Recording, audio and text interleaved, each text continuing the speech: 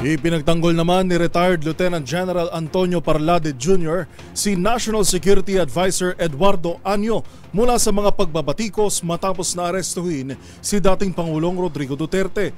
Ayon kay Parlade na nagsilbing commander ng South Luzon Command at isang intelligence officer, profesional na sundalo at walang bahid ang katapatan sa bayan ni Año. Magkasamaan niya silang naging battalion commander sa Southern Tagalog ni Año at makikita ang hindi matatawaran na katapatan sa bandila ng Pilipinas. Gihit pa ng retiradong general, hindi dapat mawala ang focus ng publiko sa tunay na kalaban ng mga Pilipino, hindi ang pamahalaan kundi ang Communist Party of the Philippines o CPP. Sa ilalim ng pamumuno sa NTF-ELCAC ni Año ay marami umanong mga matataas na lider ng komunistang grupo ang non-neutralize. Kumikilos anya si Año dahil sa kanyang tungkulin at hindi sa politikal na paghihiganti.